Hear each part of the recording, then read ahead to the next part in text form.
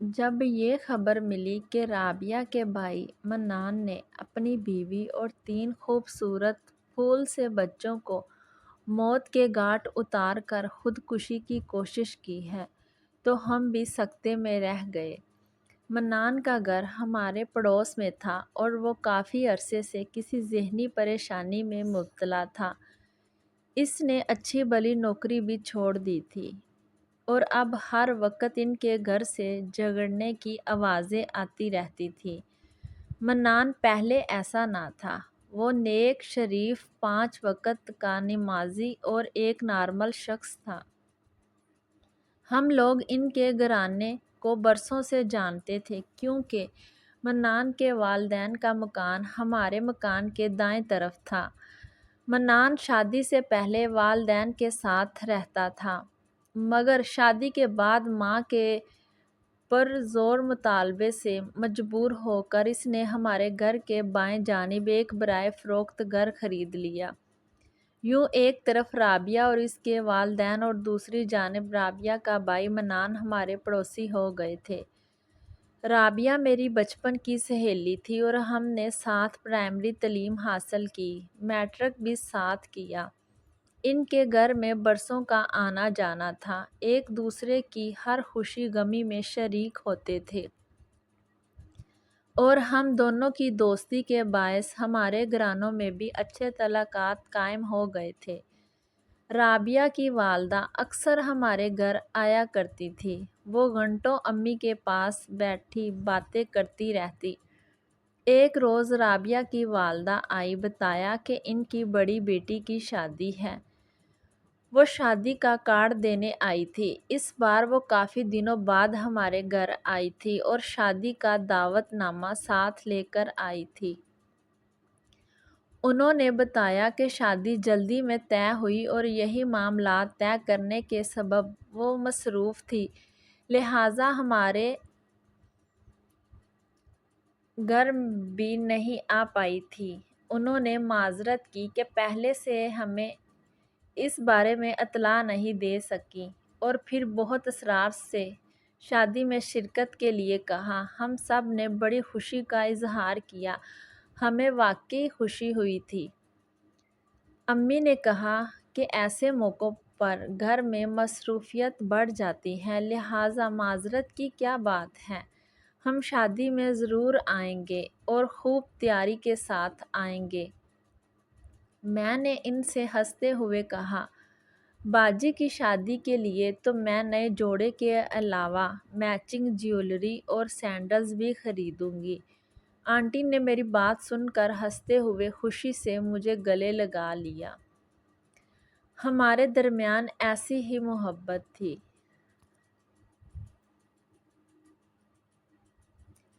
شادی والے روز جب ہم لوگ وہاں پہنچے تو خوب رونق تھی۔ دلہن کے گرد حسین اور نوخیز لڑکیوں کا مجمع لگا ہوا تھا۔ وہ سہاگ کے گیت گا رہی تھیں اور ڈھولک بجا رہی تھیں۔ انہی میں سے چند اٹھ کھڑی ہوئیں اور محو رقص ہو گئیں۔ انہیں دیکھ کر یوں لگتا تھا جیسے پھولوں بھرے باغ میں رنگ برنگی تتلیاں محو رقص ہوں۔ میری نظر ایک لڑکی پر ٹھہر گئی جو پریوں کے اس جھرمٹ میں ناچ رہی تھی۔ وہ مجھے اچھی لگی۔ رابعہ اور اس کا بھائی منان برآمدے میں کھڑے تھے۔ میری نگاہ ادھر گئی۔ دیکھا تو منان بھی اسی پری جمال کے سحر میں کھویا ہوا تھا جو مجھے بھی اچھی لگی تھی۔ وہ ایک ٹک سدرا کو تک رہا تھا، شاید سوچ رہا تھا کہ اس مہکتی کلی کو نہ جانے کس کے دامن میں گرنا ہے۔ اسی شام رابعہ ہمارے گھر مہندی کا کھانا دینے آئی تو بتایا کہ کھانا کافی بچ گیا تھا، امی جان نے محلے میں بانٹ دیا ہے۔ میں نے سوال کیا کہ وہ لڑکی جس نے آتشی جوڑا پہن رکھا تھا وہ کون تھی؟ دراصل ہم ان دنوں اپنے بھائی کے لیے لڑکی تلاش کر رہے تھے، اسی لیے میں نے یہ سوال کیا تھا۔ رابعہ نے جواب دیا، وہ لڑکی سدرا ہے، میری باجی کی سہیلی نجمہ کی چھوٹی بہن، بڑی خوبصورت اور من مونی ہے۔ امی نے اسے منان کے لیے پسند کر لیا ہے۔ کیونکہ منان بھائی اس کو ایک نظر دیکھ کر ہی لٹو ہو گئے ہیں۔ یہ کہہ کر رابعہ نے بات ختم کر دی اور سدرا کو بھابھی بنانے کی آرزو میرے دل میں گٹ کر رہ گئی۔ رابعہ نے بھی بتایا کہ لڑکی غریب گھرانے سے ہے اور ملازمت کرتی ہے۔ امی اس کو بہو بنانے کے حق میں نہیں ہے، لیکن منان بھائی مصر ہیں کہ اس لڑکی سے شادی کرنی ہے۔ گویا شادی کا ہنگامہ تو ختم ہو گیا، مگر منان کے دل میں شورش جنوں سے ایک اور ہنگامہ اٹھ کھڑا ہوا ہے۔ جب سے اس حور شمائل کو محو رقص دیکھا تھا، حواس جاتے رہے تھے، کھانا پینا حرام ہو گیا تھا۔ اس نے ماں سے صاف کہہ دیا تھا کہ شادی کرے گا تو اسی لڑکی سے، ورنہ شادی ہی نہیں کرے گا۔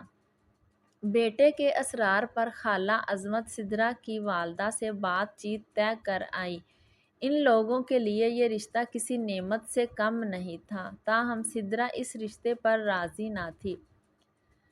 وہ نوکری کے مزے لوٹنا چاہتی تھی، جبکہ خالہ نہیں چاہتی تھی ان کی ہونے والی بہو ملازمت کرے۔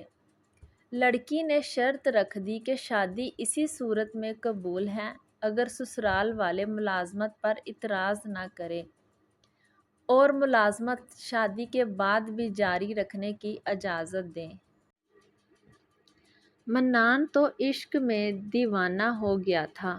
والدین پر دباؤ ڈالا کہ یہ شرط منظور کر لو، کیونکہ عورت کے ملازمت کرنے میں کوئی عیب نہیں، مجھے یہ شرط منظور ہے۔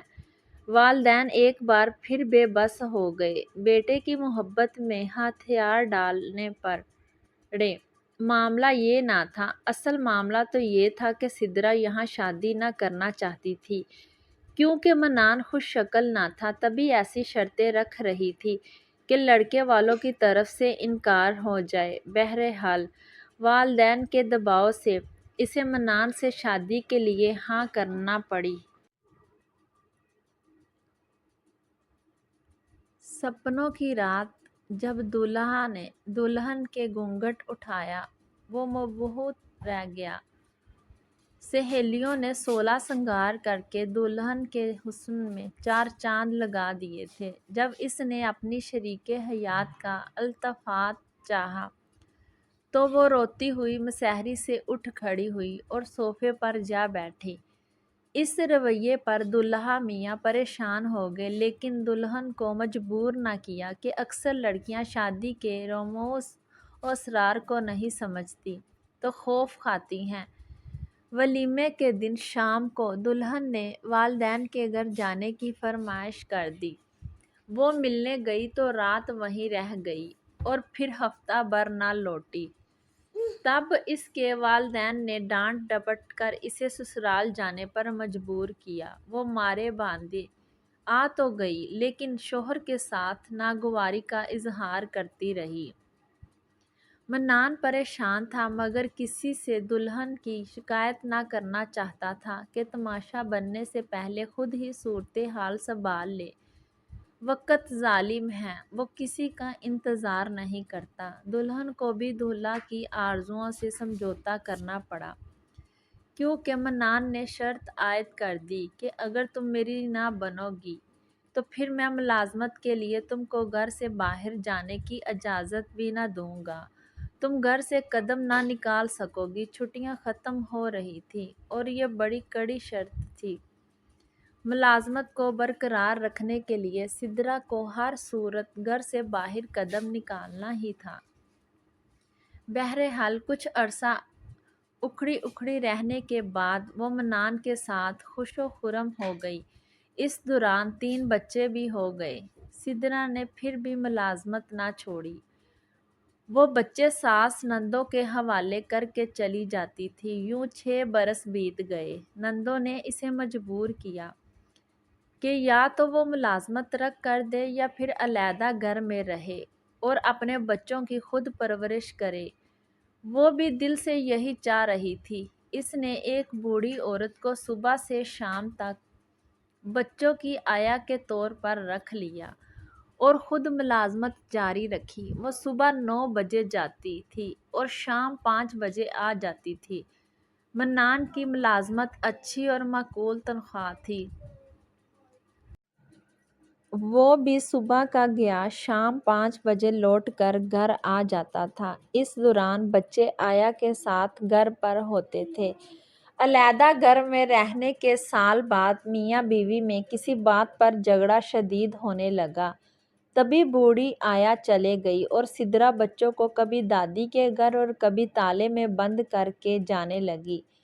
منان کا اصرار بڑھنے لگا کہ اب بچے اسکول جانے کے لائق ہو رہے ہیں، سدرا نوکری چھوڑ دے اور بچوں کی تعلیم و تربیت پر گھر میں رہ کر دھیان دے۔ یہ بات سدرا کو منظور نہ تھی۔ وہ ان حالات میں بھی نوکری سے چمٹی رہی۔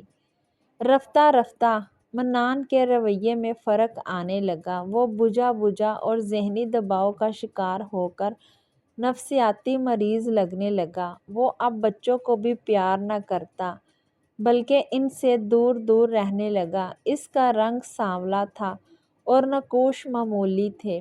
وہ بالکل بھی خوش شکل نہ تھا، لیکن تینوں بچے بہت خوبصورت سرخ و سفید تھے۔ اب اسے وہم ہو گیا کہ بچوں کی شکلیں اس سے نہیں ملتی اور نہ اس کے بہن بھائیوں اور خاندان میں سے کسی بھی فرد سے ملتی ہیں۔ یہ عجیب بات تھی کہ کبھی کبھی وہ اپنے شکوک کا اظہار اپنی والدہ سے اس طرح کرنے لگا کہ اسے یہ بچے اپنے نہیں لگتے کیونکہ یہ بہت خوبصورت ہیں۔ ماں سمجھاتی، بیٹا تم سے نہیں ملتے تو کیا ہوا، ان کی ماں تو خوبصورت ہے، ماں سے خوبصورتی ورثے میں ملی ہوگی۔ اکثر ماں باپ بدصورت ہوتے ہیں مگر بچے خوبصورت ہوتے ہیں، یہ تو اللہ کی دین ہے۔ ایک روز منان خود ایک ماہر نفسیات ڈاکٹر کے پاس چلا گیا کیونکہ وہ اپنی عجیب و غریب قسم کی سوچوں سے تنگ آ گیا تھا۔ یہ سوچیں خود بخود اس کے ذہن میں وارد ہوتی تھیں جن سے وہ سخت ذہنی اذیت میں مبتلا رہتا تھا۔ اس نے اپنے خدشات کا ڈاکٹر سے تذکرہ کیا کہ اس کے بچے اسے اپنے نہیں لگتے کیونکہ وہ بہت خوبصورت ہے جبکہ وہ خود ایک بد شکل سا انسان ہے۔ اس نے بتایا کہ وہ اس وہم کو اپنے ذہن سے نکالنے کی بہت کوشش کرتا ہے لیکن یہ جیسے اس کی سوچوں سے چمٹ کر رہ گیا ہے۔ ڈاکٹر ماہر نفسیات تھا، اس کا مسئلہ اچھی طرح سمجھ گیا تھا۔ اس نے مروجہ اصولوں کے مطابق منان کا علاج کیا اور اسے کافی سمجھایا مگر مرض بڑھتا گیا۔ جوں جوں دوا کے مصداق سوچوں نے پھر بھی اس کا پیچھا نہ چھوڑا اور تنگ آ کر اس نے علاج چھوڑ دیا۔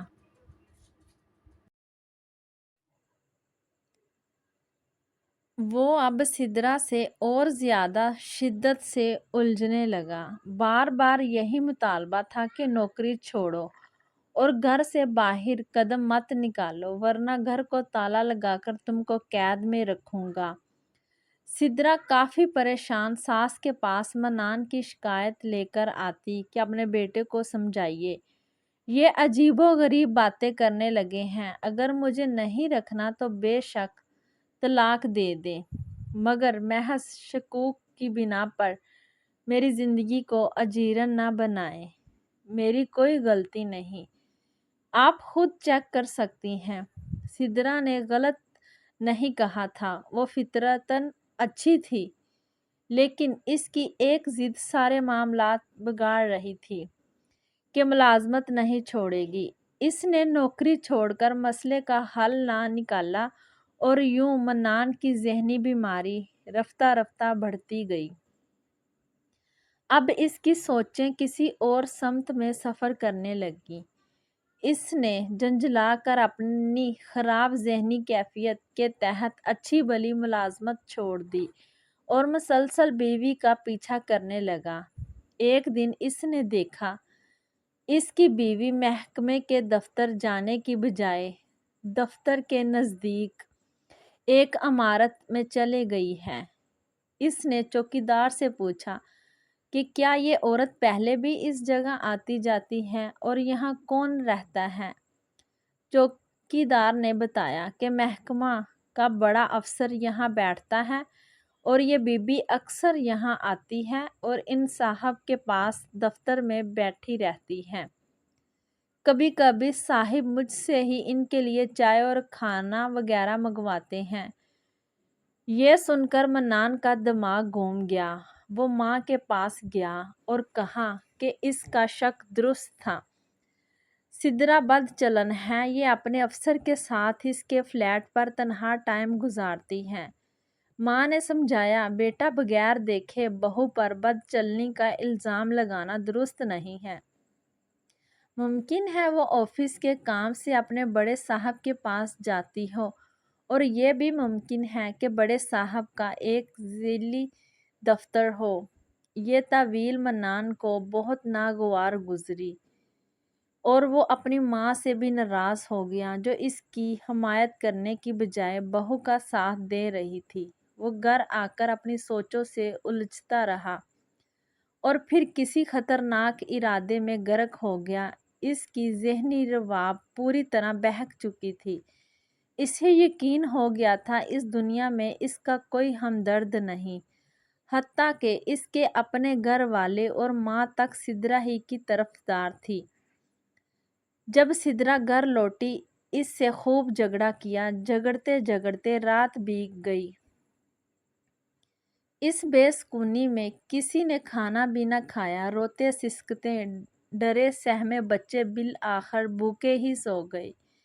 سدرا نے بھی ذہنی اذیت سے فرار اختیار کرنے کی خاطر نیند کی ایک گولی کھا لی تاکہ کچھ دیر تو سکون سے سو سکے۔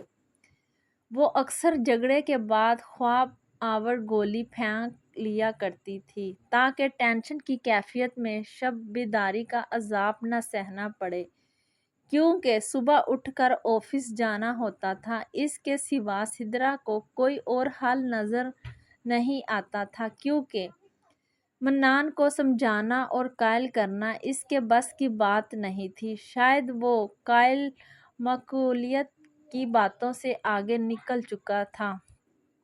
آدھی رات کے بعد جب سدرا اور بچے گہری نیند سو رہے تھے، اپنی سوچوں کے سلگتے الاؤ کی اذیت برداشت نہ کرتے ہوئے منان نے وہ کام کر دیا جس کا کوئی تصور بھی نہ کر سکتا تھا۔ اس نے تیز چھری سے پہلے بچوں کی باری باری گلے کاٹے، پھر بیوی کو بھی اسی طریقے سے موت کی نیند سلانے کے بعد اپنے گلے پر چھری پھیر لی۔ تاہم وہ زندہ بچ گیا کیونکہ اللہ تعالیٰ کو اسے نشان عبرت بنانا منظور تھا۔ صبح صبح دودھ والے نے حسب معمول دروازہ بجایا، کوئی در کھولنے نہ آیا۔ اس کی نظر دفن چوکھٹ پر گئی جہاں سے خون کی لکیریں بہہ کر باہر آ چکی تھیں۔ اس نے گھبرا کر محلے والوں کو اطلاع کی۔ سارے محلے میں ایک شور مچ گیا۔ پھر پولیس آ گئی۔ دروازہ توڑ کر جب وہ اندر داخل ہوئے تو بڑا ہی بھیانک منظر تھا۔ لہو کمرے سے صحن میں بہتا ہوا بیرونی دروازے کی چوکھٹ تک آ چکا تھا۔ اس دلروز منظر کو دیکھنے کی کسی میں تاب نہ تھی۔ بدقسمتی سے منان صرف بے ہوش ہوا تھا۔ اس کی شاہ رگ کٹنے سے بچ گئی تھی۔ ہوش میں آنے کے بعد وہ سلاخوں کے پیچھے تھا۔ ڈی این اے کی رپورٹ نے یہ ثابت کر دیا کہ تینوں بچے اسی کے لختے جگر، اس کا اپنا لہو تھے، اور یہ حقیقت سب ہی کے لیے اور بھی افسوسناک تھی کہ معصوم بے گناہوں کے خون سے ان کے حقیقی والد نے ہی ہاتھ رنگ لیے تھے۔ خدا ایسے نفسیاتی مریضوں سے بچائے جو اپنا علاج کرانے کی بجائے دوسروں کی زندگی کو اپنے شک و شبہات کی بھینٹ چڑھا دیتے ہیں۔ تاہم اگر ایسے لوگوں کی سمجھ میں یہ بات آ جائے کہ ان کے ساتھ کوئی سنگین نفسیاتی مسئلہ ہے تو سارا مسئلہ ہی حل ہو جائے۔ حقیقت یہ ہے کہ ایسا مریض خود اپنا مرض نہیں پہچان سکتا، سو اس قسم کی صورتحال میں گھر والوں کو کسی نہ کسی تدبیر کے ذریعے انہیں علاج کے لیے آمادہ کرنا چاہیے تاکہ وہ دوبارہ نارمل زندگی کی طرف لوٹ سکے۔